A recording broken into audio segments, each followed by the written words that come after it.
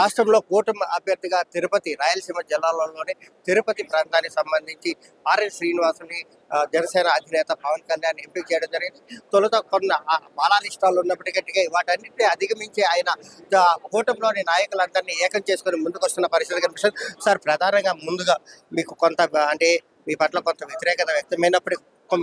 వ్యతిరేకత వ్యక్తమైనప్పటికీ నాయకులందరూ కలిసి రావడం, మీకు మద్దతు ప్రకటించడం ఎలా అనిపిస్తుంది? చాలా తిరుపతి పట్టణంలో చాలా శుభ పరిణామం. ఈరోజు తెలుగుదేశం, జనసేన, బీజేపీ 3 పార్టీల నాయకులు కలిసి రావడం ఒక శుభ పరిణామం.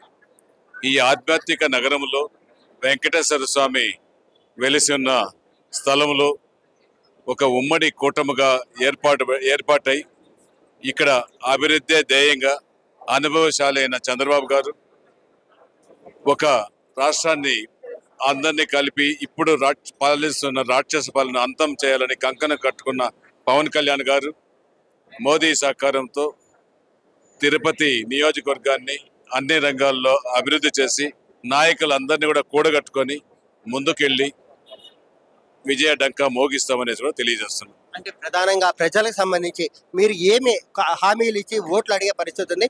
మీరు ఏదైనా ప్రత్యేక అజెండా ఏమైనా సిద్ధం చేసుకున్నారా? మీకు అందరికీ కూడా తెలిసిన విషయమే. ఇప్పుడు మనం ఈ యొక్క రాష్ట్రంలో ఇప్పుడు జరుగుతున్న పరిణామాలు అన్ని గమనించి అందరినీ కూడా ఏకతాటిపైకి తీసుకురావడం ప్రధాన ధ్యేయం. అందులో భాగంగానే ఈరోజు ఇటువంటి కార్యక్రమాలు కూడా మొదలుపెట్టి ఆత్మీయ సమావేశాలు ఏర్పాటు చేసి రాబోయే రోజులంగా అందరినీ కలుపుకొని ముందుకెళ్తాం. ప్రజలకు ఏ హామీలు ఇవ్వబోతున్నారు? ప్రజలు ఓట్లు అడిగేటప్పుడు ప్రజలకు మీరు సొంతంగా ఏ హామీలు ఇస్తారు? అభివృద్ధికి సంబంధించి లేకపోతే ఎలాంటి చర్యలు చేపట్టి తిరుపతి నగరాన్ని ప్రజలకు తీసుకెళ్లి ప్రజలకు ఎలాంటి భరోసా ఇవ్వబోతున్నారు? ఏడుకొండల వెంకటేశ్వర స్వామి వెలిసి ఉన్న తిరుపతి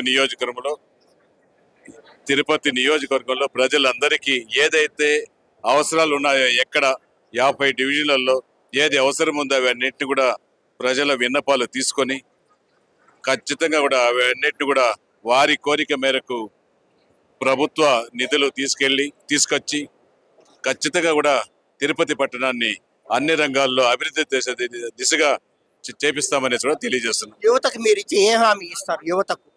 యువతకు మీకు తెలిసిందే, పవన్ కళ్యాణ్ గారు ముఖ్యంగా యువత పైన అవకాశం ఏర్పాటు చేసుకోవడం జరిగింది. యువతే రాష్ట్ర భవిష్యత్తుకు పునాది. యువతకు ఐటీ, ఇండస్ట్రీస్, ఇంకా ఇన్ఫ్రాస్ట్రక్చర్స్ డెవలప్ చేసి ఇటు యువతకు విద్యాభివృద్ధి ఎక్కువ చేసి యువకులకు చదువుకున్న వాళ్ళకు ఉద్యోగ అవకాశాలు ఏర్పాటు చేసి